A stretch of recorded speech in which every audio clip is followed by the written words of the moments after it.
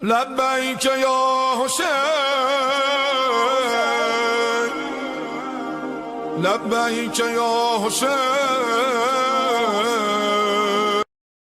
من الشیطان اللعین الرجیم بسم اللہ الرحمن الرحیم الحمد للہ رب العالمین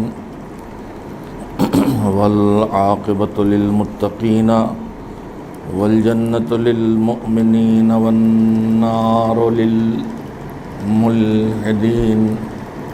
والصلاۃ والسلام علی سید الانبیاء والمرسلین سیدنا ونبینا وشفیعنا ابی القاسم محمد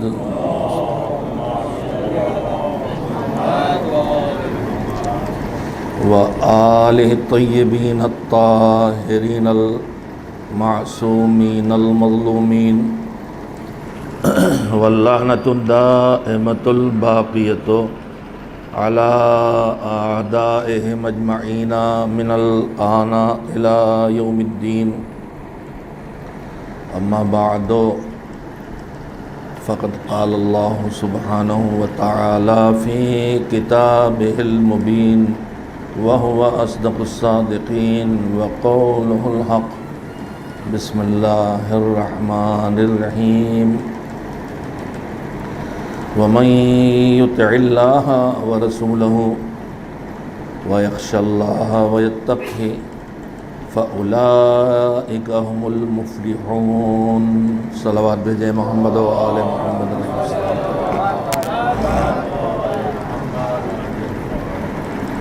بہتر زندگی کے اصول کے عنوان سے گفتگو کا سلسلہ جاری ہے اور سورہ مبارک نور کی آیات میں سے 52ویں آیت کا روزانہ آپ کی خدمت میں اس کی تلاوت کرنے کا شرف حاصل کرتا ہوں اور ترجمہ کرتا ہوں، جس میں اللہ نے آخری کامیابی کا، ناکامی اور کامیابیوں سے ملی زندگی بسر کرنے کے بعد آخری کامیابی کے اصول بتائے ہیں کہ ان اصولوں پہ اگر عمل کیا جائے تو درمیان حیات کہیں انسان ناکام بھی ہو تو آخری فیصلے میں وہ کامیاب ہوگا۔ وَمَن يُطِعِ اللَّهَ وَرَسُولَهُ، اچھی اور کامیاب زندگی کا اصول یہ ہے کہ انسان اپنی پوری زندگی میں اس بات پر نگاہ رکھے کہ ہر مرحلہ حیات میں ہر فیصلے پہ یہ دیکھے کہ یہاں اللہ کی اطاعت کرنا ہے مجھے۔ یہ پہلا اصول ہے۔ پھر دوسرا اصول یہ ہے کہ اللہ کو پہچانے، اس کی عظمت کا احساس کرے اور اس کی عظمت کے احساس سے اس کے اندر ایک انکساری پیدا ہو، ایک اپنی کمزوری کا احساس ہو، ایک خوف کا احساس ہو اللہ کی عظمتوں کے سامنے، جسے قرآن خشیت اللہ کے لفظ سے یاد کرتا ہے، یعنی اکڑ کے زندگی بسر نہ کرے، اللہ کی بارگاہ میں اطاعت کرتا ہوا سر تسلیم خم کر کے زندگی بسر کرے۔ اس لیے جب اس کی عظمتوں کا احساس ہوگا تو اکڑ کہیں سے ایک لمحے کے لیے بھی انسان میں پیدا نہیں ہو سکتی۔ جن باتوں پہ ہم اکڑتے ہیں، یا دولت پر یا پاور پر یا طاقت پر یا اقتدار پر یا خاندان پر یا شکل پر یا صحت پر یا جوانی پر یا کسی نعمت پر، اگر اللہ کی عظمتوں کا احساس ہو تو پتہ چل جائے کہ یہ سب اس سے جڑا ہے، اور ایک لمحے کے لیے اگر وہ ہمیں چھوڑ دے تو یہ سب ہمارے پاس سے چلا جائے گا یا اسے چھوڑ کے ہم چلے جائیں گے۔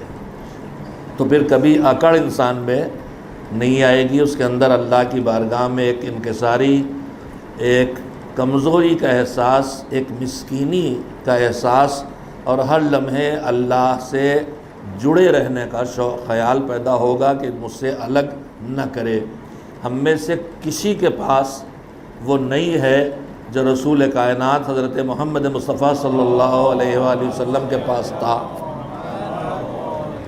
کتنا ہی پاور آ جائے لیکن زمین پہ کھڑے ہو کہ چاند کے 2 ٹکڑے کوئی اور نہیں کر سکتا، کتنا ہی اقتدار ہو جائے لیکن سورج کو نہیں پلٹا سکتا، کتنا ہی صاحب اختیار ہو جائے لیکن اشارہ کرنے پہ مٹی کی دیوار کو سونے کی دیوار نہیں بنا سکتا۔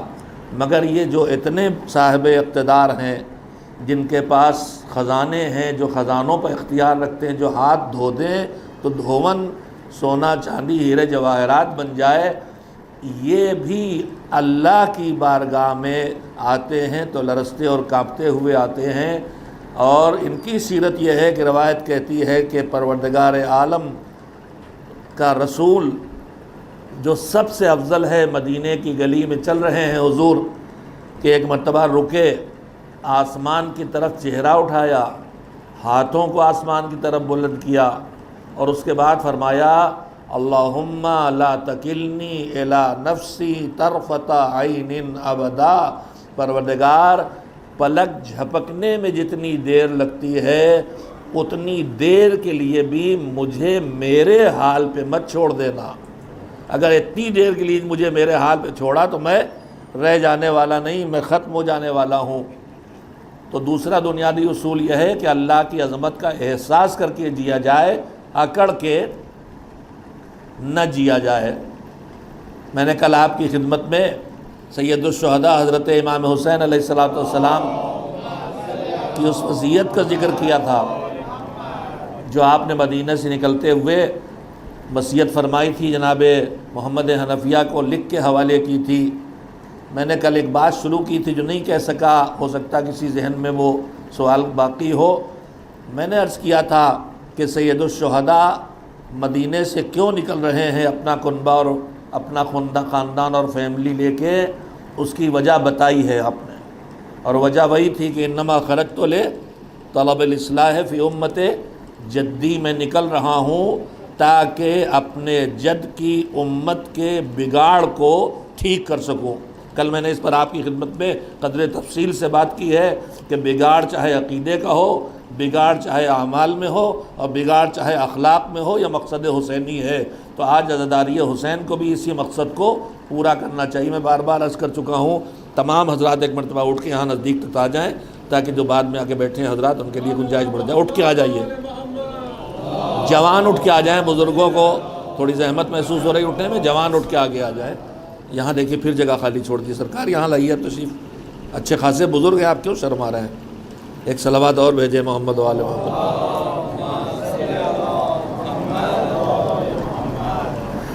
ایک صلوات سب لوگ مل جل کے بھیج دیں محمد و آل محمد علیہ السلام۔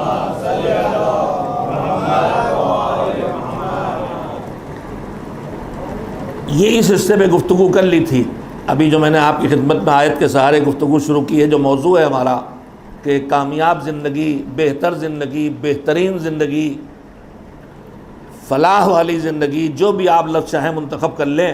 قرآن کی زبان میں 2 لفظ ہیں، ایک وہ زندگی جس میں انسان فائز کہلاتا ہے، اور ایک وہ جس میں فلاح والا بن جاتا ہے۔ میں نے کل عرض کیا تھا کہ فوز آخری جیت کو نہیں کہتے ہیں، کامیابی مگر آخری کامیابی نہیں، مگر فلاح آخری کامیابی ہے۔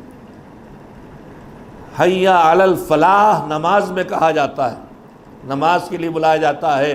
اسے آخری کامیابی کیوں کہا گیا ہے؟ اس لیے کہ اللہ نے جو نماز کو عظمت دی ہے وہ کیا ہے کہ میدان قیامت میں سب سے پہلے نماز کا سوال ہوگا، اور اگر نماز پڑھ کے گئے اور ایسی پڑھ کے گئے کہ قبول ہو گئی، ان قبلت قبل ما سواہا، اگر یہ نماز قبول ہوگی تو ساری نیکیاں قبول ہو جائیں گی، اور اگر یہ نماز قبول نہیں ہوگی تو پھر کوئی نیکی قبول نہیں ہوگی۔ روایت پیغمبر گرامی ہے اور مستند روایت ہے، کوئی ضعیف روایت نہیں ہے، کہ سب سے پہلا سوال نماز کا ہوگا۔ نماز قبول ہوگی تو سارے اعمال قبول ہوں گے، نماز قبول ہوگی تو روزہ قبول ہوگا، نماز قبول ہوگی تو تلاوت قرآن قبول ہوگی، نماز قبول ہوگی تو حج و زکوٰۃ قبول ہوں گے، نماز قبول ہوگی تو ماتم و مجلس بھی اعمال ہے قبول ہوں گے۔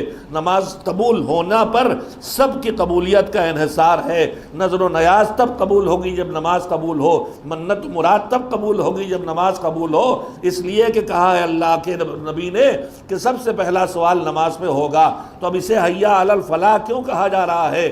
کہا جو آخری جگہ تمہارے اعمال تولے جا رہے ہیں وہاں تم نے یہ نماز ایسے پیش کر دی کہ یہ قبول ہو گئی، تو تم آخری جگہ جیت گئے کہ جہاں کامیابی طے ہونا تھی کہ قبول ہوگا تو کامیاب ہو جائیں گے، رد ہوگا تو ناکام ہو جائیں گے، وہاں یہ نماز لے کے پہنچو گے، یہ تمہاری قبول ہو کے سارے اعمال قبول کروا دے گی، تو تم کامیابیوں تک پہنچ جائے گے جو پھر ناکامی سے بدلنے والے نہیں ہیں۔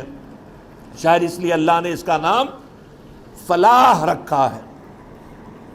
اور پھر اس کے بعد اذانی میں حیا علی خیر العمل بھی ہے۔ اب عمل کی فہرست آپ خود بنا ڈالیں، جتنے اعمال خیر اب انجام دے رہے ہیں، واجب اور مستحب سب کے سب، ان کی فہرست بنا لیں، اور پھر وہ اذان جو پیغمبر دلوا گئے تھے کہ سب سے اچھے عمل کے لیے آ جاؤ، اور وہ کیا ہے؟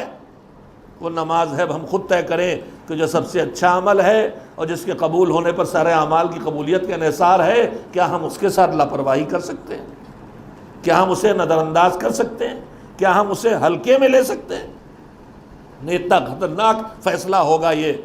ہم آپ سب جانتے ہیں کہ ہم گنہگار ہیں، اور ہمارے اعمال میں اتنی کوتاہیاں ہیں کہ ہماری نیکیاں نہ بغیر اللہ کی رحمت اور معصومین کی شفاعت کے بغیر قبول ہونے لائق ہیں، اور ہمارے گناہ اتنے ہیں کہ بغیر محمد و آل محمد علیہ السلام کی شفاعت کے، میں نے پیغمبر اور ان کی آل کا نام ساتھ ساتھ لیا ہے،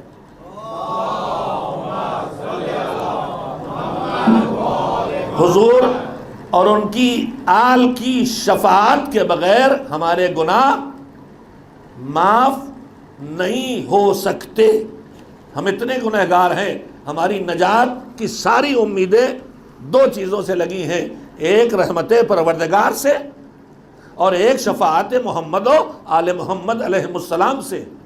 اگر یہ دو چیزیں ہٹ جائیں تو ہمارے اعمال اس لائق نہیں ہیں کہ قبول ہوں، اور ہمارے گناہ اتنی کثرت سے ہیں کہ بخشے جانے کے لائق نہیں ہیں۔ مگر میرے عزیزو، شفاعت سے ہم امید لگائے ہیں، تو جس شفاعت سے ہم امید لگائے ہیں اس شفاعت کے پانے کی شرطیں تو سمجھ لیں۔ چھٹے امام حضرت جعفر صادق علیہ السلام کی شہادت زہر سے ہوئی ہے، اور ہر امام، پہلے امام اور تیسرے امام کے علاوہ تمام امام اسلحے سے شہید ہوئے، تمام امام زہر سے شہید ہوئے، صرف پہلے اور تیسرے امام اسلحے سے شہید ہوئے، اور اس میں پہلے امام کی خصوصیت یہ ہے کہ ان کی شہادت کے لیے جو موت کے دو طریقے ہیں، اسلحہ اور زہر، وہ دونوں دشمن نے استعمال کیے تھے۔ یہ بھی خصوصیت ہے مولا کی کہ جو شہادت کے طریقے دشمنوں کے ہاتھ میں تھے، اتنا بزدل تھا اور اتنا خوفزدہ تھا علی کی زندگی سے کہ نہ خالی زہر پہ اکتفا کی، نہ خالی اسلحے پہ، تلوار کو زہر میں بجھا کے حملہ کیا ہے۔ دشمن اتنا ڈرا ہوا تھا ان کی زندگی سے۔ تو ساری شہادتیں زہر سے ہوئی ہیں۔ چھٹے امام کی زوجہ کریمہ جو ساتویں امام کی والدہ گرامی ہیں، چھٹے امام کی شہادت کے بعد اصحاب ائمہ تشریف لائے تعزیت کے لیے۔ جناب محمد ابن مسلم یا جناب ابان ابن تغلب، یہ دونوں ائمہ کے دور کے وہ صحابی تھے جن میں دین کی سمجھ اور دین کی جانکاری اتنی تھی کہ امام نے ان سے کہا کہ جاؤ اور مسجد میں بیٹھ کے لوگوں کو فتویٰ دو۔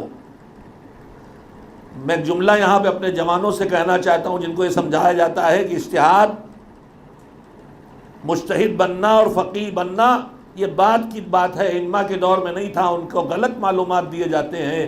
آپ دیکھ لیں تاریخ ائمہ، انہوں نے اپنے ایسے شاگرد پیدا کیے تھے، ہر فن میں پیدا کیے تھے، کلام میں، مناظرے میں، عقائد میں، اسی طرح سے فقہ میں ایسے شاگرد پیدا کیے تھے جو ائمہ کی زندگی میں فقیہ تھے، یعنی صاحب نظریہ تھے، اور ائمہ نے اپنی زندگی میں کہا تھا ان کی طرف ان سے جا کے پوچھو، یعنی رجوع دلایا تھا۔ تو جس کی طرف رجوع دلایا جائے وہی تو مرجع ہوتا ہے۔ مرجع کسے کہتے ہیں؟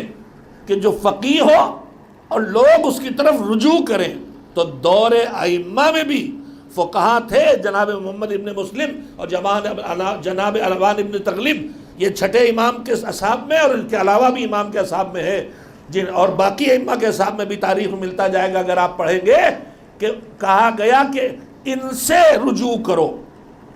جناب شہزادہ رے میں جو دفن ہے، کیا اس میں گرامی دیکھیں میں ذہن سے نکلا جا رہا، عبدالعظیم، شہزادہ عبدالعظیم، امامزادہ عبدالعظیم، شہر رے میں، تہران میں زیارت کے لیے آپ جاتے ہیں، ان کا مزار ہے۔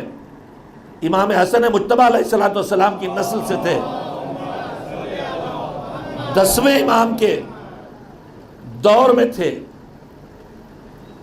مشہد، تہران مدینے سے بہت دور ہے، یا مدینے میں ائمہ تھے یا بغداد میں لائے گئے۔ ہمارے 10ویں امام بھی مجبور اس دور 7ویں امام کے دور سے شروع ہو گیا تھا کہ مدینے میں نہ رہنے دو، بغداد لے آؤ، طوس لے جاؤ۔ 7ویں امام کو بغداد میں رکھا گیا قید کر کے، 8ویں امام کو طوس بلایا گیا جو مشہد بنا، پھر 9ویں 10ویں 11ویں امام کو بھی انہی علاقوں میں رہنا پڑا۔ تو دور تھا، اپنے دین کے مسائل پوچھنے کے لیے تہران سے، رے سے کچھ لوگ آئے اس علاقے سے، گویا ایران سے۔ تو امام نے مسائل تو بتائے 10ویں امام نے، لیکن اس کے بعد کہا کہ یہاں تک آنے کی زحمت کیوں کرتے ہو، وہیں پہ تو ہمارے نمائندے عبدالعظیم موجود ہیں، ان سے اپنے دین کے مسائل پوچھ لیا کرو۔ تو میرے عزیز بتاؤ، عصر نبی، عصر امام میں ایسا عالم اور فقیہ موجود ہے کہ نہیں کہ جس کی طرف امام کہہ رہے رجوع کرو، وہ مرجع ہوا کہ نہیں ہوا؟ تو یہ غلط معلومات یا کم معلومات یا معلومات نہ پڑھنے کی وجہ سے کمی ہے جو غلط فہمیاں پیدا کرتی ہے کہ اجتہاد اور تفقہ دور ائمہ میں نہیں تھا۔ میں اس وقت اس پہ بات نہیں کرنے آیا، ورنہ اس کے ثبوت فراہم کرتا۔ آپ روایتوں میں جا کے دیکھیں، اصحاب کے درمیان بحث ہوتی تھی، مثلا مسح پیر کا کہاں سے کہاں تک کیا جائے۔ اب یہ بحث کا مطلب یہ ہے کہ اجتہاد ہو رہا ہے، آیت سے مطلب نکالا جا رہا ہے، اور اس کے بعد لکھ کے پوچھا جاتا ہے کہ اس میں لکھا ہے کہ وَامْسَحُوا بِرُؤُوسِكُمْ وَأَرْجُلَكُمْ إِلَى الْكَعْبَيْنِ، اپنے سروں کے بعد حصے کا مسح کرو اور پیروں کا مسح کرو کعبین تک۔ اب یہ کعب عربی کا لفظ ہے، اس کعب کے 2 مطلب لکھے ہیں لغت میں۔ انگلیاں پیر کی جہاں ہیں، یہاں جیسے یہ انگلیاں ختم ہوتی ہیں، پیر کی انگلیاں جہاں ختم ہوتی ہیں، اس کے بعد ایک جوڑ بیچ میں ہے باہر آدھے پیر پہ، اور ایک جوڑ وہ ہے جو گٹے کا ہے۔ فقہاء کے درمیان، اصحاب ائمہ کے درمیان جناب علی بن یقطینی جن میں شامل ہیں 7ویں امام کے صحابی جو وزیر اعظم بھی تھے ہارون کے، اور جن سے امام نے کہا تھا کہ وہیں رہو، نکلنا نہیں، وہیں رہ کے خدمت کرو، ہمارے چاہنے والوں کی جان بچاؤ، ان کی خدمت کرو۔ انہوں نے لکھ کے پوچھا کہ ہمارے درمیان اس آیت کے بارے میں بحث ہے کہ مسح جو کرنا ہے تو کہاں تک کرنا ہے، پیر کا وہ ابھار جو پنجے کے بیچ میں ہے یا گٹے کی انتہا تک کرنا ہے؟ تو یہ بتائیے، اس بحث کا ہونا اور آیت سے مطلب سمجھا جانا اور اس کے بعد سوال کھڑا ہونا اور امام تک پہنچایا جانا، یہ سب اجتہاد نہیں ہے تو پھر کیا ہے؟ آیت سے سیدھے مطلب کے سمجھنے کی کوشش اجتہاد کے علاوہ کچھ نہیں ہے۔ ضمنی بات آ گئی تو میں نے اپنے نوجوانوں سے کہنا چاہا کہ عصر ائمہ میں انہوں نے ایسی تربیت کی تھی کہ جیسے ہشام جیسے مناظرہ کرنے والے پیدا کیے تھے، علی جیسے ابن طاق جیسے مکالمے والے، علم کلام والے ماہر پیدا کیے تھے، جیسے جابر ابن حیان جیسے کیمسٹری کا جانکار پیدا کیے تھے، ویسے ہی ابان ابن تغلب جیسے فقیہ میں پیدا کیے تھے۔ اور پیدا کیے تو اس لیے نہیں کہ گھر بیٹھے ہیں، جو کر سکتے ہیں وہ کریں۔ اگر کیمسٹری سکھائیے تو اس لیے تھوڑی کہ سیکھ کے مر جاؤ، لے کے اسی لیے تو سکھائیے کہ نسلوں کو دو۔ اگر مناظرہ سکھایا تو اس لیے تھوڑی گھر میں بیٹھ رہو، اس لیے کہ حق کی حمایت میں مناظرہ کرو۔ کلام کا ماہر بنایا تو اسی لیے نہ کہ علم کلام کی مدد لے کے دشمن کے باطل نظریات کو باطل ثابت کرو۔ تو پھر فقیہ بنایا تو کیوں بنایا؟ گھر میں بیٹھنے کے لیے؟ نہیں، تم فقیہ بنو تاکہ جو فقیہ نہیں بن سکے وہ تم سے آ کے پوچھ لیں ہماری جگہ۔ تو دور ائمہ میں جب ان کی زندگی میں امام کہہ رہے ہیں کہ ان علاقوں میں یہ ہمارے معتبر لوگ ہیں، فقیہ ہیں، ان سے اپنے مسائل حیات پوچھو۔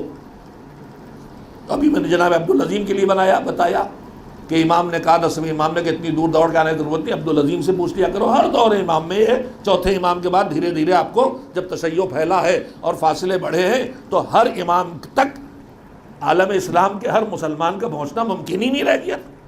لہذا علاقوں میں ایسے افراد تھے جو فقیہ ہوا کرتے تھے، جو عالم ہوا کرتے تھے، جو مجتہد ہوا کرتے تھے، جن کی طرف ائمہ کہتے تھے ان سے اپنا دین سیکھو۔ تو درمیانی طور پر اپنے جوانوں کی معلومات کے لیے میں نے بات عرض کر دی، اب پھر وہاں واپس لاؤں جہاں سے میں نے بات شروع کی تھی۔ ایک صلوات بھیجے محمد و آل محمد۔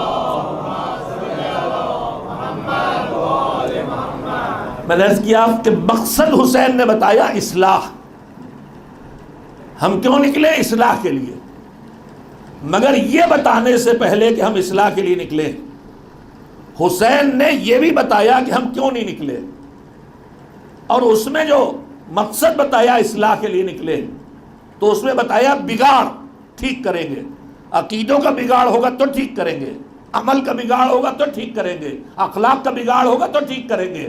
کل جو کام حسین کا تھا آج اللہ کو اس عزاداری سے وہی کام لینا ہے۔ یہ عزاداری ہو تو بگڑے عقیدوں کو سدھارے، یہ عزاداری ہو تو بگڑے اخلاق کو سدھارے، یہ عزاداری ہو تو بھولے ہوئے اعمال کو یاد دلائے، کربلا کا تذکرہ ہو تو نمازیں اگر قضا بھی ہو رہی ہوں تو اذان علی اکبر صبح اٹھا دے کہ اب نماز قضا نہیں ہوگی۔ کربلا کی یاد آئے تو چاہے دن میں کاروبار میں لگ کے نماز بھول بھی گئے ہوں، مگر ابو ثمامہ برستے تیروں میں جب یاد کر کے نماز کی بات کریں تو پھر ہمیں یاد آ جائے کہ جب برستے تیروں میں بھی نماز اول وقت نہیں چھوڑی جاتی تو ہم کون ہوتے ہیں اول وقت نماز نہ پڑھنے والے۔ مگر میں نے اسی میں ذکر کیا کہ حیا اللہ نے اس عمل کو فلاح، آخری کامیابی کا ذریعہ قرار دیا۔ نماز کی پابندی ایسی نماز کے لائق قبول ہو، آخری کامیابی کا ذریعہ۔ دشمن اس کے پیچھے کیوں پڑا ہے؟ جیسے عزاداری کے پیچھے پڑا ہے ویسی نماز کے پیچھے پڑا ہے۔ کیوں پڑا ہے؟ عزاداری بھی دین بچا رہی ہے، عزاداری دین پھیلا رہی اور بچا رہی، اور نماز دین کی پابندی پر ملنے والے اجر دلانے کی ضمانت ہے۔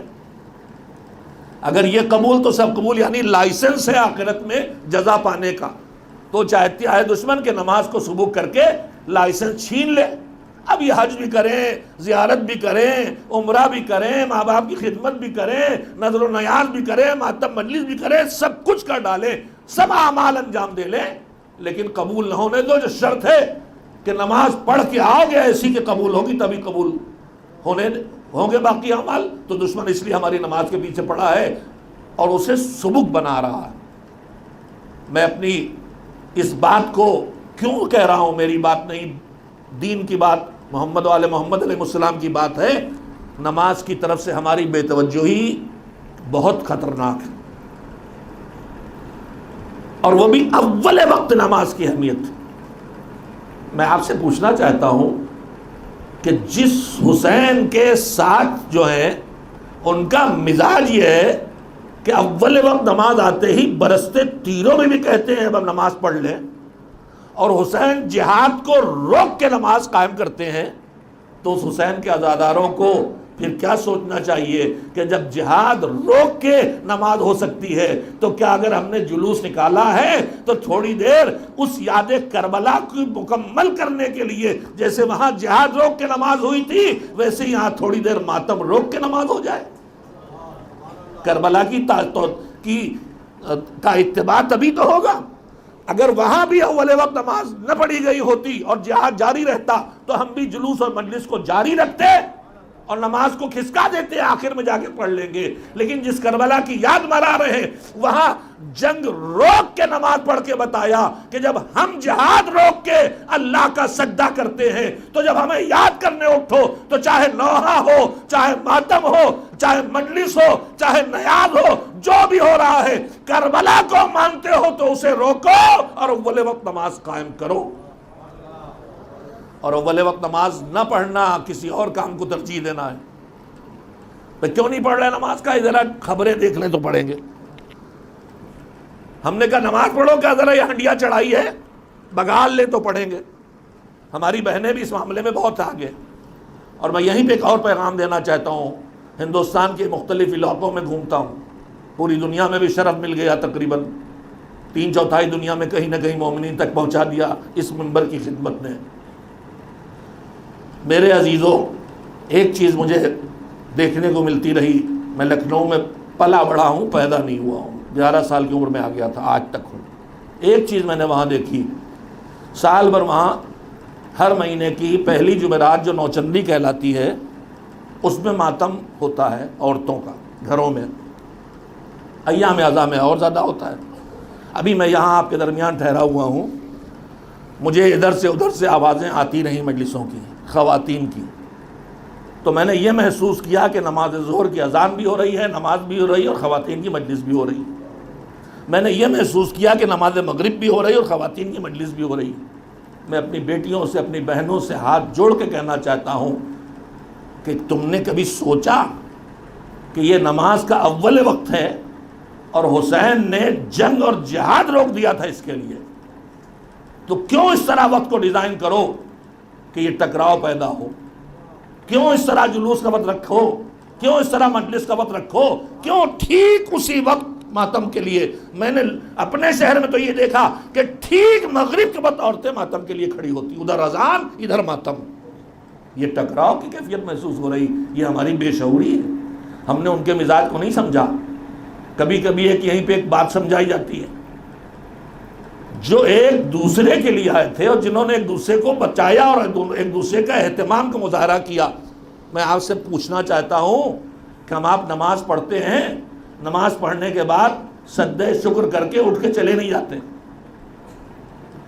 زیارت پڑھتے ہیں، ہر نماز کے بعد زیارت پڑھتے ہیں۔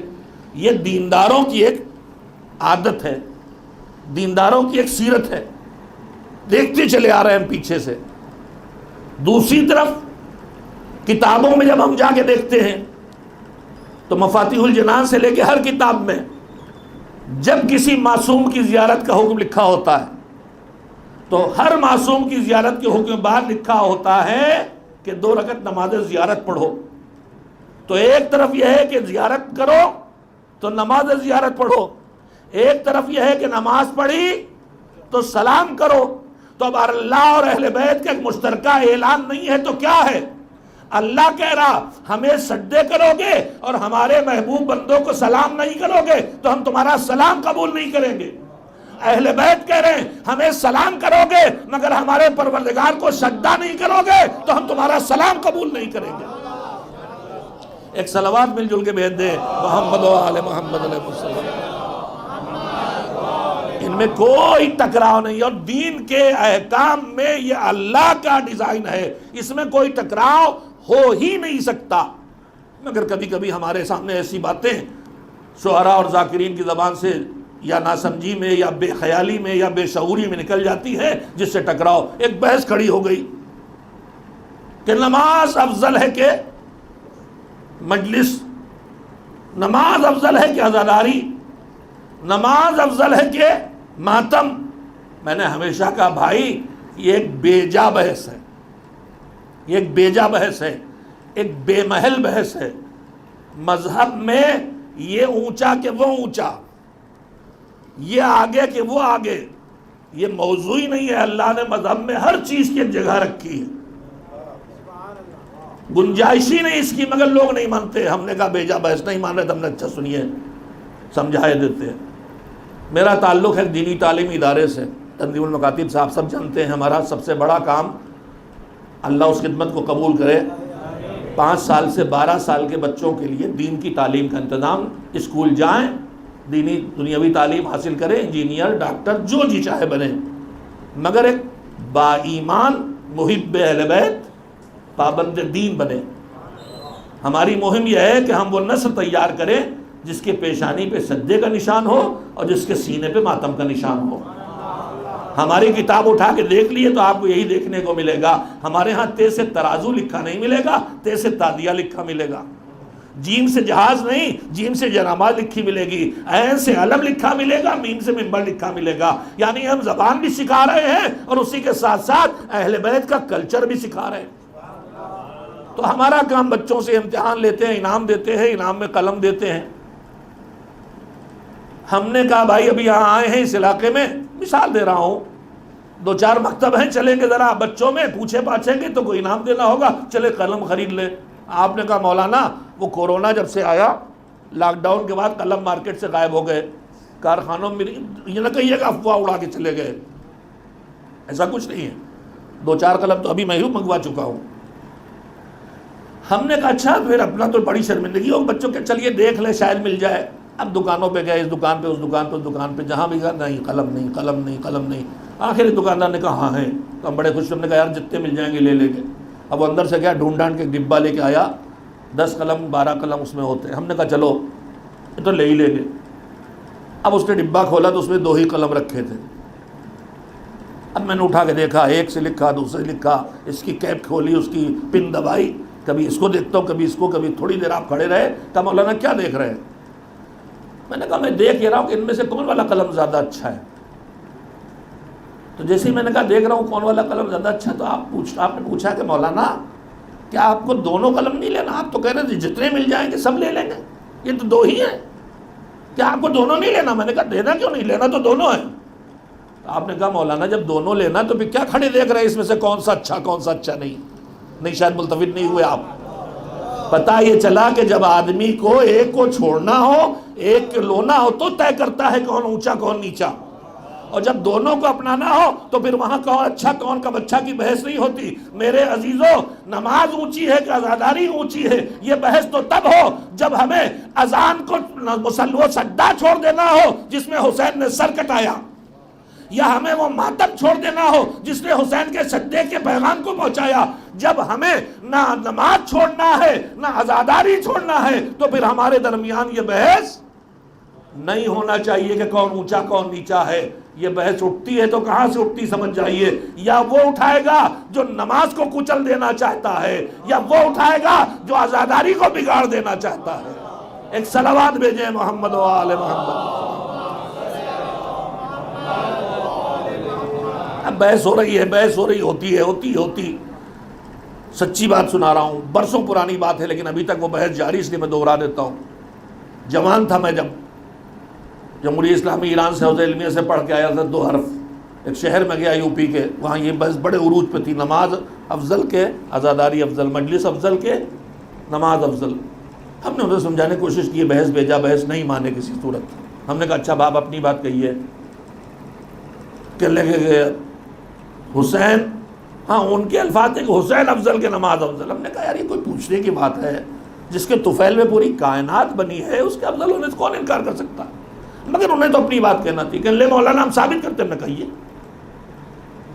کہ دیکھیے حضور سجدے میں تھے نماز میں، پشت پہ نماز سے آ گئے۔ ہم نے کہا ہاں، تو کہا جب تک خود سے نہ اترے حضور نے سجدے سر نہ اٹھایا۔ میں نے کہا ہاں۔ ان کا جو ذکر حضور 3 بار یا 7 بار کرتے تھے وہ 70 بار سے بدلا۔ میں نے کہا ہاں، کہ بس ثابت ہوا کہ حسین افضل اور نمازاری عزاداری افضل اور مجلس افضل اور ماتم افضل۔ میں نے کہا بالکل ثابت ہوا، مگر اس سے وہ مطلب نہ نکلا جو آپ نکال لیں۔ اس کے افضل ہونے کا مطلب یہ نہیں کہ اسے چھوڑ دیا جائے۔ میں نے ایک جملہ کہا تو سنے اور آپ بھی محسوس کر لیں گے انشاءاللہ۔ میں نے کہا میرے بھائی، پشت رسول پر حسین کے آنے کے بعد اگر رسول اللہ نے نماز توڑ دی ہوتی تو میں بھی نام حسین پہ نماز چھوڑ دیتا، لیکن میں نے تو یہ دیکھا کہ جس نماز میں ذکر خدا 7 بار ہوتا تھا، پشت پہ رسول آئے تو 70 بار سے بدل گیا۔ تو میں نے تو یہ سبق لیا سیرت پیغمبر سے کہ جتنی نماز بڑھتی جاتی ہے، جتنی حسین سے قربت بڑھتی جاتی ہے، اتنا ہی سجدے کا وقار بڑھتا چلا جاتا ہے۔ ایک صلوات بھیجیں محمد و آل محمد علیہ وسلم۔ بیجا بحثوں میں الجھا کے ہمیں دین سے محروم کرنے کی کوشش کی جاتی ہے۔ کوئی ادھر کھسک جائے کوئی ادھر کھسک جائے، یہ کوششیں ہوتی، عجیب و غریب دلیلیں۔ ایک دلیل اس میں یہی ہے کہ صاحب نماز کی قضا ہے، مجلس کی قضا نہیں۔ بالکل صحیح، بالکل صحیح، مگر اس سے یہ کیسے نکلتا ہے کہ نماز اول وقت نہ پڑھو اور اسی وقت مجلس کرو؟ یہ کہاں سے نکلتا ہے؟ اس کا بھی تھوڑا سے تجزیہ کر لیجئے۔ اللہ نے جو ہمیں ہمارے ذمہ واجبات رکھے ہیں، فرائض رکھے ہیں یا مستحب کام رکھے ہیں، وہ دو طرح کے ہیں۔ کچھ وہ ہیں جن کا وقت اس کی طرف سے معین ہے، یہ کرنا ہے اس وقت کرنا ہے۔ مثلا حج کا وقت معین ہے نا، جو عمل ہے وہ بھی معین ہے، اور کب کرنا ہے، کہاں کرنا ہے، سب معین۔ اب ہمارا لاکھ موڈ ہو کہ چلے ہم حج کر لیں، آج کل بھیڑ کم ہے رجب کے مہینے میں مثلا، نہیں، وہ تو 9 ذی الحجہ ہی سے ہوگا، 8 ذی الحجہ ہی سے ہوگا، تو اس کی جگہ بھی معین ہے اور وقت بھی معین۔ لیکن اسی کے مقابلے میں مثلا زیارت، اس کا اللہ کی طرف سے کوئی وقت معین نہیں، جب چاہو کرو، جب چاہو کرو۔ تمام اعمال پہ آپ نظر ڈالیں تو اسی طرح کے ہیں، کچھ وہ ہیں جن کا وقت معین ہے اور کچھ وہ ہیں جن کا وقت اللہ کی طرف سے معین نہیں ہے۔ نماز کا وقت معین ہے کہ نہیں؟ اور مجلس کا کوئی وقت معین ہے کیا؟ مجلس میں کوئی ایسا ٹائم ہے جیسے نماز میں کہ طلوع آفتاب سے گھنٹہ پہلے سے لے کے اور مثلا سورج نکلنے تک جیسے نماز کا وقت ہے، یا زوال آفتاب سے سورج ڈوبنے تک مثلا کوئی مت ہے مجلس کا کوئی وقت نہیں، جب چاہو مجلس کرو، ہوا کہ نہیں؟ اور نماز کا کہا، نماز کے 3 وقت ہیں۔ ایک وقت آتے ہی پڑھی جائے جو ہے اول وقت، ایک وہ ہے کہ اول وقت 10-15 منٹ 12 منٹ نکل جائے اب پڑھی جائے، تو اول وقت تو نہیں مگر وقت فضیلت ہے۔ اور ایک وہ ہے کہ جو اور گھنٹہ سوا گھنٹہ ظہر میں نکل گیا، عصر میں نکل گیا، مغرب میں عشاء میں 40 منٹ 45 منٹ، صبح میں 20-30 منٹ نکل گئے، اب وقت فضیلت بھی نہیں رہ گیا، تو ابھی قضا ہو گئی کیا؟ کہا نہیں ابھی نہیں، صبح کی نماز سورج نکلتے تک پڑھ لو گے، قضا ہونے سے پہلے بھی پڑھو گے تو ہو جائے گی، کافی ہے۔ اول وقت نہیں ہوئی، وقت فضیلت نہیں ہوئی، توجہ دے۔ ظہر کی نماز کا 12:08 پہ زوال، 8 منٹ 10 منٹ مثلا اول وقت ہے، جتنی دیر نماز جمعہ شروع ہو جاتی ہے وہ اول وقت، آگے کا وقت فضیلت ہے، گھنٹہ سوا گھنٹہ رہے گا، اس میں بھی نہ پڑھے تو کہا سورج ڈوبنے تک کافی ہے، وقت کفایت کرتا ہے، قضا نہیں ہوئی۔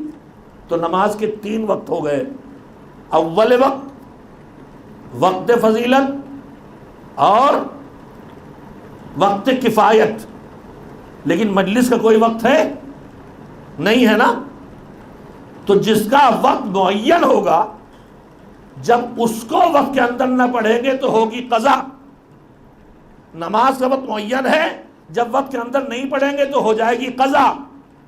مگر عزاداری کا کوئی وقت معین ہے ہی نہیں، تو پھر اب مجھے کہنے دیجئے کہ نماز وقت کے بالکل شروع میں پڑھیں گے تو ہوگی اول وقت، تھوڑا آگے پڑھیں گے ہوگا وقت فضیلت، اور آگے پڑھیں گے وقت کفایت، اس کے آگے سورج ڈوبنے کے بعد ظہر پڑھیں گے مثلا تو وقت قضا۔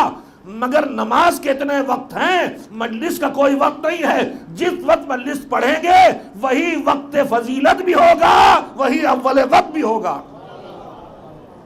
تو اب قضا کا مسئلہ نماز میں ہے، قضا کرنا گناہ کرنا ہے۔ اول وقت کا شرف کیوں ہم چھوڑے نماز کا؟ ہم مجلس جب کریں گے تب اول وقت ہوگا۔ اسی لیے کسی نے بہت اچھا جملہ کہا ہے کہ نماز بر وقت، عزاداری ہر وقت۔ ایک صلوات بھیجے محمد و آل محمد علیہ وسلم۔ جو پیچھے حضرات بیٹھے ہیں کہ آج انہوں نے چھٹی لی ہے صلوات بھیجنے سے؟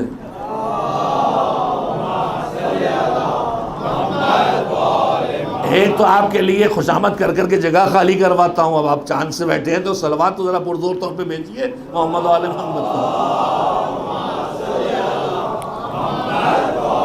یہ بیچارے تو پہلے سے آگے پھنس گئے، بیٹھے 1 گھنٹے سے مجھے جھیل رہے، آپ تو بعد میں آئے ہیں، ابھی تازہ دم ہوں گے۔ ایک ذرا سب لوگ مل جل کے صلوات بھیجیے محمد و آل محمد۔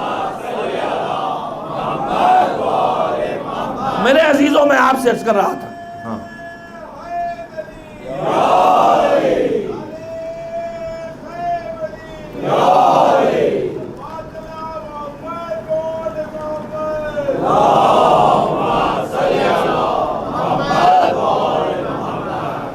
زندگی کے وہ اصول جو آخری کامیابی پہ پہنچائے، ان میں نماز کی پابندی اور اول وقت نماز پڑھنا ہے۔ اور میں عرض کر رہا تھا کہ ہمارے پاس جو سہارے ہیں جن کے وجہ سے ہم مایوس نہیں ہوتے، ورنہ اپنے اعمال دیکھیں تو کوئی ایک عمل ایسا نہیں دکھائی دیتا جو اللہ کی بارگاہ میں پیش کرنے لائق ہو۔ آج تک کی کوئی ایک نماز ڈھونڈے مل جائے کہ جس میں اول سے آخر تک ہمارا پورا ذہن حاضر رہا ہو، کوئی عبادت جو خالص اللہ کے لیے ہو، نہ اس وقت نہ پہلے نہ بعد میں خیال نہ آیا ہو، جو پوری اصلاح کو اللہ کی بارگاہ میں پیش کر دے، نہیں ڈھونڈے ملتی، اور گناہ بھرے پڑے۔ تو اب ہمارے پاس راستہ کیا ہے؟ شفاعت مل جائے۔ شفاعت کس کی ملے گی؟ جو سنا رہا تھا، چھٹے امام زہر کے اثر سے آنکھیں بند ہیں، زندگی کے آخری لمحات ہیں، زوجہ کریمہ ان کی ساتویں امام کی والدہ تعزیت کے لیے جناب محمد ابن مسلم آئے ہیں، ان سے کہا تمہارے امام پہ آخری وقت میں جب کیفیت طاری ہوئی، کہا وہ کیا؟ کہا آنکھیں بند کیے تھے، زندگی کے آخری لمحات تھے۔ انہوں نے کہا میرے کنبے کے سارے لوگوں کو جمع کیا جائے، خاندان کے لوگ آئے، خادموں اور غلاموں اور کنیزوں کو جمع کروایا، سب کو جمع کیا، آنکھیں کھولیں، دیکھیے جو بات ہمارا کوئی بزرگ جاتے جاتے آخر وقت میں کہہ جائے تو رہ جانے والے ہمیشہ اس کا خیال کرتے ہیں کہ یہ بابا ہمارے جاتے وقت کہہ گئے تھے، یہ کام تو کرنا پڑے گا، ہمیشہ کریں گے۔ محبت کا تقاضا ہوتا۔ چھٹے امام کو فکر کیا، سنیے، سب کو جمع کیا، پھر جملہ فرمایا، سامنے کی بالکل کتاب منتہی الاعمال ہے فارسی کی، جس کا ترجمہ مرحوم منظور حسین صاحب پاکستان کے بزرگ عالم دین تھے، احسن المقال کے نام سے انہوں نے ترجمہ کیا ہے، اور یہ کتاب بہت اچھی ہے، سیرت معصومین سے جڑی ہوئی، اس میں سیرت بھی ہے، خاندان کی تفصیل بھی ہے، بچوں اور ان کی اولاد اور اصحاب کا تذکرہ بھی ہے، ان کے ارشادات بھی ہیں، ان کی سیرت بھی ہے، اور معتبر کتاب ہے۔ احسن المقال کے نام سے اردو میں بھی ہے، ہو سکتا ہے انگریزی ہو گئی ہو، گوگل پہ جا کے ڈھونڈ لیں، اس میں یہ واقعہ لکھا ہوا ہے۔ امام نے آنکھیں کھولی، زندگی کے آخری کلمات فرمایا، انا شفاعتنا لا تنالو مستخفا بالصلاۃ۔ عربی میں متکلم جسے کہتے ہیں، بولنے والا، اس کے دو ہوتے ہیں، ایک اکیلا بولنے والا اور ایک کئی، جیسے اردو میں کہتے ہیں میں اور ہم، میں آؤں گا، ہم آئیں گے۔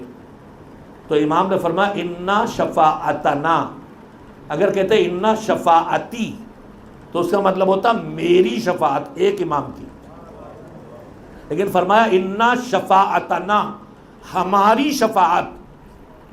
کیا ہوگا؟ یہ نہیں کہا کہ ہم شفاعت نہیں کریں گے، یہ نہیں کہا ہے، انا شفاعتنا لا تنالو مستخفا بالصلاۃ۔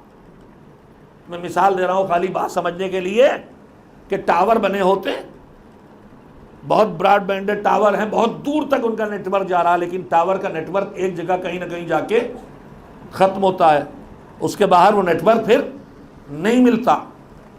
تو دنیا کی ہر چیز کی حدیں ہیں اللہ کے علاوہ، اللہ کے کمالات، صفات اور اس کے وجود کے علاوہ ہر چیز کی ایک حد ہے۔ شفاعت کے بھی قانون ہیں، شفاعت کی حدیں ہیں، پوری کائنات کے ہر ایک کے لیے نہیں ہے۔ شفاعت اس امت کے گنہگاروں کے لیے ہے، بس سب کے لیے نہیں ہے۔ اس امت کے محبان اہل بیت کے، شیعان علی کے گنہگاروں کے لیے ہے، ان کے غلاموں اور کنیزوں جو گناہ ہوں گے ان کے لیے شفاعت ہے، مگر اس شفاعت کی کچھ شرطیں ہیں، اس کا ایک دائرہ ہے۔ امام کا جملہ ترجمہ سنیں، ان شفاعتنا، ہماری شفاعت، ہم یعنی اہل بیت، میں نہیں، ہماری شفاعت لا تنالو، نہیں پائے گی، نہیں پہنچے گی، کس تک؟ مستخفا بالصلاۃ، جو نماز کو ہلکے میں لے۔ قضا کرنے والے کی بات نہیں ہے، بے نمازی کی بات نہیں ہے، نماز کے مذاق اڑانے والے کی بات بھی نہیں ہے، ان کی تو بات ہی نہیں ہے۔ بات یہ ہے کہ جو نماز کو ہلکے میں لے۔ ہلکے میں لے کا مطلب کیا ہے؟ وقت آ گیا، ہم کسی اور کام میں لگے بلا وجہ، اور نماز کا اول وقت جا رہا ہے۔ میں بار بار مثال دے رہا ہوں اس کی، نہیں، یہ نماز کو ہلکے میں لینا ہے۔ نماز کا وقت آنے کے بعد اور کچھ نہیں، سرور کائنات حضرت محمد مصطفیٰ صلی اللہ علیہ وآلہ وسلم کی سیرت، ہم آپ کبھی کوئی دوست آ جاتا مروت، میں بھی پھنستا ہوں، کبھی ہمت نہیں ہوتی، مجھے وہ ہمت کرنا چاہیے. کوئی آ کے بیٹھ گیا باتیں کر رہا نماز وقت، اندر سے الجھ رہے ہیں لیکن مروت روکے ہوئے ہے. اللہ سے بھی مروتی کر لیتے، بندوں سے نہیں کر پاتے. وہ بیٹھا ہوا اسے احساس نہیں کہ اول نماز اذان ہو گئی، اول وقت ہو گیا، اٹھ جائیں. سنیے سیرت پیغمبر، جن سے زیادہ بامروت کوئی نہیں تھا، جو کمال اخلاق پہ تھے. مگر روایت کہتی ہے کہ جب نماز وقت آ جاتا تھا فکان اللہ یرا حمیما ولا صدیقہ، نہ کسی نزدیک ترین دوست کی مروت کرتے تھے، نہ کسی دل دیے ہوئے عزیز اور رشتہ دار کی. بیٹھے ہو تو بیٹھے رہو، میں جا رہا ہوں نماز پڑھنے. تو میرے عزیزوں، جب سیرت رسول یہ ہے کہ اول وقت کے لیے کسی کی مروت نہیں ہے، اللہ کی بارگاہ میں اول وقت حاضر ہو جانا ہے، تو پھر ہماری سیرت میں یہی ہونا چاہیے کہ ہم نماز کو ہلکے میں نہ لیں، اول وقت نماز پڑھیں تاکہ شفاعت ہم تک پہنچ سکے. ایک صلوات بھیج دے محمد. زندگی کے تمام کوششوں کو آخری کامیابی تک پہنچانے کے لیے پابندی نماز ایک اصول ہے، اور پابندی نماز بھی ایسی کہ جو اول وقت کے ساتھ انجام دی جائے تاکہ اللہ کی بارگاہ میں وہ قبول ہو تو سارے اعمال بھی اس کے ساتھ قبول ہو سکے. ایک صلوات مل جل کے بھیجے محمد و آل محمد پر. میں نے کل آپ کی خدمت میں بات جہاں سے چھیڑی تھی وہیں پہ اس کے اجزاء پیش کر رہا ہوں. کامیاب اصولوں میں اللہ کی معرفت، اللہ کی اطاعت ایک، اللہ کی معرفت کے ذریعے انکساری عقل کا ختم ہونا دو، اللہ کی احکام کی پابندی کر کے اس کی نافرمانی سے بچتے ہوئے، گناہوں سے بچتے ہوئے اس کے عذاب سے خود کو بچانا، یعنی واجب نہ چھوٹے، حرام نہ ہو، یعنی تقوی. اصول کامیابی تیسرا، انکساری ہو، اکڑ نہ ہو. یہ پیغام قرآن کا بھی ہے، یہ پیغام حسین کا بھی ہے. ہم عزادار اس وقت جذبات کا شکار ہو کے بات پہ ایک دوسرے سے بھڑ جاتے ہیں، لڑ جاتے ہیں، اکڑ جاتے ہیں، مجلسوں میں آنا جانا بند کر دیتے ہیں. کیا یہ رویہ ہمارا معصوم کو پسند آنے والا ہے؟ امام نکل رہے ہیں مدینے سے، بس میں ختم کر رہا ہوں. وصیت دی، وصیت میں بتانا ہے کہ میں نکلا کیوں، یہی تو بتائے میں کیوں جا رہا ہوں. آپ مثلا میں 2 دن کے بعد سفر پہ جا رہا ہوں، یہاں سے رخصت ہو جاؤں گا، تو اب آپ مجھ سے پوچھیں کہ کہاں جا رہے ہو، میں نے کہا فلاں جگہ. کیوں جا رہے ہیں مولانا؟ مجلس پڑھنا. ہم نے کہا مجھے مجلس پڑھنا ہے. تو میں یہ تھوڑی بتانے بیٹھوں گا کہ میں فلاں جگہ جو جا رہا ہوں وہاں لیکچر دینے نہیں جا رہا، میں وہاں دعوت کھانے نہیں جا رہا، میں وہاں یونیورسٹی میں پڑھنے نہیں جا رہا، میں وہاں دکان کھولنے نہیں جا رہا، میں ڈاکٹر کو دکھانے نہیں جا رہا. میں بات ہی بتا دوں گا میں کیوں جا رہا ہوں، یہ تھوڑی بتاتا پھروں گا کیوں نہیں جا رہا ہوں. مگر حسین کو پیغام دینا ہے، اپنے عزادار کو پیغام دینا ہے. سنو عزادارو، سنو سنو. یہ بعد میں بتایا کہ کیوں جا رہے ہیں، یہ پہلے کہا کہ کیوں نہیں جا رہے ہیں. وصیت پڑھیے، بسم اللہ الرحمن الرحیم، حمد و ثنا ہے. اس کے بعد جب وصیت شروع ہوتی، انی لم اخرج اشرن ولا بطرن ولا مفسدن ولا ظالما وانما خرجت لطلب الاصلاح فی امت جدی. پہلے یہ بتایا کہ میں جا رہا ہوں تو کیا نہیں کروں گا، کہ میں اکڑنے نہیں جا رہا. میں لوگوں کے سامنے میں بڑے خاندان کا ہوں، رسول کا نواسا ہوں، سردار جنت ہوں، لیکن میں لوگوں کے سامنے اکڑنے نہیں جا رہا.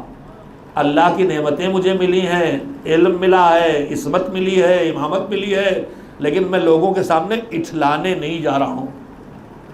اور کیوں نہیں جا رہا ہوں؟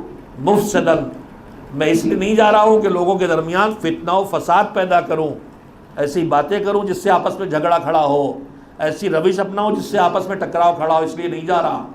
ولا ظالما، میں کسی کا حق چھیننے نہیں جا رہا، میں کسی کو ستانے نہیں جا رہا، میں کسی کو کسی کی جگہ بٹھانے نہیں جا رہا، میں ظلم کرنے نہیں جا رہا. تو حسین نے 4 پوائنٹ گنائے ہیں کہ کیا نہیں کرنے جا رہا. میرا مولا یہ بتانے کی ضرورت کیا ہے؟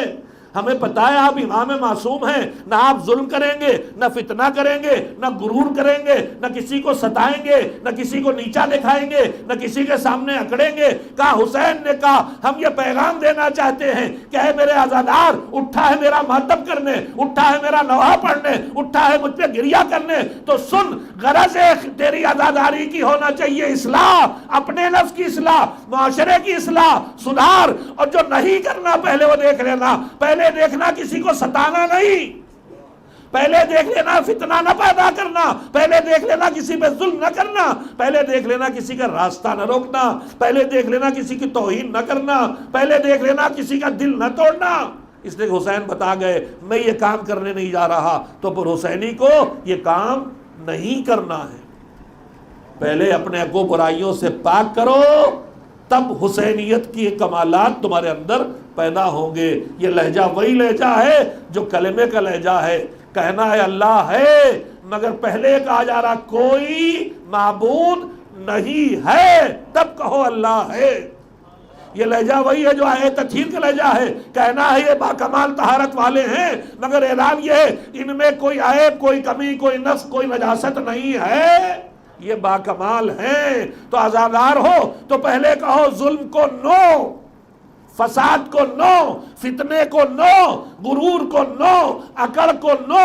جب ان کو نو کہہ لو تو اب کہو تواضع کو یس، سجدے کو یس، گریے کو یس، نوحے کو یس۔ اصلاح کرو اپنی بھی، اپنے سماج کی بھی، اصلاح کرو عقیدوں کی، اصلاح کرو اعمال کی، اصلاح کرو اخلاقیات کی۔ یہی ہدف حسینی ہے، اور یہی ہدف قربانی شہداء کربلا اور اسیران اہل حرم کی قربانی کا بھی یہی ہدف ہے۔ ان کے ساتھ جو ظلم ہوئے، ہاتھوں کو اٹھا کے بد دعا کر دیتے، تو کون تھا جو ان پہ ظلم کرتا؟ مگر یہ سارے ظلم انہوں نے اٹھائے تاکہ دین کا پیغام پہنچا دے، تاکہ دین کے پیغام کو بچا لے۔ روایات موجود ہیں، ہم آپ مصائب میں سنتے ہیں کہ حسین کا قافلہ شام میں جب لایا گیا ہے تو ان کے سروں سے تو چادریں چھن ہی چکی تھی، اتنا لمبا سفر، گرد و خاک چہرے پر، بالوں پہ بیٹھی ہوئی، بے کجاوہ اونٹوں پہ بٹھا کے اونٹ دوڑائے گئے ہیں، بدن چور چور، کھانا پانی ٹھیک سے کبھی نہیں ملا ہے، تشنگی ہے، بھوک ہے، تھکن ہے، اور اس میں چاروں طرف سروں پہ چادریں نہیں ہیں، جو ان کے لیے سب سے بڑی مصیبت ہے۔ جنہوں نے کبھی ہاتھ نہیں پھیلایا، جنہوں نے کہیں پانی کھانا نہیں مانگا، مگر جو ہر جگہ گزرے تو کہا چادر دے دو، چادر دے دو، چادر دے دو۔ ان کی سب سے بڑی مصیبت یہی ہے، ان کے سروں پہ چادر نہیں ہے، اور یہ ایک دوسرے کے پیچھے چھپ چھپ کے اپنے جسم کو چھپا رہی ہیں کربلا سے اب تک۔ مگر اب کیا کیا گیا ہے؟ پتلی گلیوں میں دیواروں پہ آئینے لگا دیے گئے تاکہ جدھر نگاہ پڑے ان کو اپنا چراپا سراپا دکھائی دے اور ان کو اذیت پہنچے۔ ایسے حالات میں قافلے کو لے کے قصر یزید کے دروازے پہ پہنچ گئی زینب۔ روک دیا گیا قافلہ کہ ابھی دربار نہیں سجا ہے، تماشائیوں کی بھیڑ نہیں جمع ہوئی، جب بھیڑ لگ جائے گی تب لے چلیں گے۔ یتیموں اور بیواؤں کو لیے بیٹھی ہیں میری شہزادی مظلومہ۔ ایک مرتبہ ظالم نکلا، چلو دربار آراستہ ہو گیا، ہاتھ میں تازیہ نہ لیے، علی کی بیٹی نے دیکھا، کہا ہمیں چادریں لا کے دے، ہم ننگے سر اب دربار میں نہ جائیں۔ ہم ننگے سر کربلا سے چلے آئے، ننگے سر کوفے سے بازار سے گزرے، دربار ابن نجات سے چلے آئے، ہم ننگے سر بازار شام سے چلے آئے، مگر اب ہم ننگے سر دربار یزید میں نہ جائیں گے۔ وہ تازیانہ لے کے آگے بڑھا، چلو ورنہ تازیانہ تمہیں لے جائے گا۔ ایک مرتبہ علی کی بیٹی اٹھ کے کھڑی ہو گئی، تم نے ہمارے بھیا حسین کو مار ڈالا، تم نے ہمارے بہادر شیر عباس کے بازو کاٹے، تم نے ہمارے بچوں کی لاشیں کچل ڈالی، تم نے ہمارے علی اکبر کے لہجے برچھی ماری، سب کو مار ڈالا، ایک جوان بچا ہے تو اس کو بھی قیدی بنا کے لائے ہو، تم ہمیں مجبور سمجھ رہے ہو؟ ہم مجبور نہیں ہیں، ہم ننگے سر بازار میں نہ جائیں گے، ہم ننگے سر بازار میں نہ جائیں گے۔ وہ تازیہ نہ لے کے بڑھا کہ نہ چلو گی تو تازیہ نے مار مار کے لے جائیں گے۔ ایک بار علی کی بیٹی غضب میں کھڑی ہو گئی، ہم مجبور نہیں ہیں، لوٹے قافلے کی طرف دو فقرے سن لے رو لیں گے انشاءاللہ۔ لوٹے قافلے کی طرف مڑی، سکینہ سنو، ام کلثوم اٹھو، رباب اٹھو، سامنے آؤ، میں فرما میں بددعا کروں تم آمین کہو، ہم ننگے سر بازار میں نہ جائیں گے، دربار میں نہ جائیں گے۔ یہ بددعا کرنے کی بات کون کر رہا ہے؟ یہ زہرا کی بیٹی ہے۔ جب علی کے گلے میں پھندا پڑا تھا کہا تھا خلو ابو الحسن، ورنہ گھر کے اندر دیوار کے پیچھے کہا تھا بال کھول دوں گی۔ مسجد النبی کی دیواریں اٹھ گئی تھی، علی چھوڑ دیے گئے تھے۔ ارے بازار نہیں تھا، گھر تھا، گھر میں بھی چادر تھی، سر کھلا نہیں تھا، کھلتا بھی تو کوئی نامحرم نہ تھا، مگر مسجد کی دیواریں اٹھ گئی تھی۔ اسی فاطمہ کی بیٹی کہہ رہی ہے بال بکھرے تو ہی ہیں، ہاتھوں کو اٹھا کے بددعا کروں گی سب تباہ ہو جائیں گے، آؤ میں بددعا کروں تم آمین کہو۔ ایک مرتبہ اٹھے تھے ہاتھ کہ کانوں میں زنجیروں کے کھنکنے کی آواز آئی، اڑی امام وقت کیا کہہ رہا ہے کہ پھوپھی اماں بڑے امتحان دیے، بڑے صبر کے مار کے طے کیے، اے پھوپھی اماں بددعا نہ کرو، دین بچانا ہے، بابا کا پیغام پہنچانا ہے، ننگے سر دربار میں جانا مان لو۔ اٹھے ہاتھ بنت زہرا نے گرا دیے، ارے علی کی بیٹی ننگے سر دربار میں چلی جائے گی تاکہ میرے بھیا کا پیغام رہتی دنیا تک چلا جائے، تاکہ اسلام کی حفاظت کا انتظام ہو جائے۔ اے غلامان حسین، اے کنیزان زہرا، بس جس دین کے لیے انہوں نے قربانیاں دی اس دین کو زندہ کرو۔ ہر گھر سے تکبیر کی آواز سنائی دے، ہر سر پہ چادر دکھائی دے جو بیویوں کے سروں سے چھن گئی تھی، تاکہ زینب و سجاد، حسین و عباس کی فتح کا اعلان ہوتا رہے۔ وَسَيَعْلَمُ الَّذِينَ ظَلَمُوا أَيَّ مُنقَلَبٍ يَنقَلِبُونَ أَلَا لَعْنَةُ اللَّهِ عَلَى الْقَوْمِ الظَّالِمِينَ اللهم تقبل منا إنك أنت السميع العليم۔ ماتم حسین۔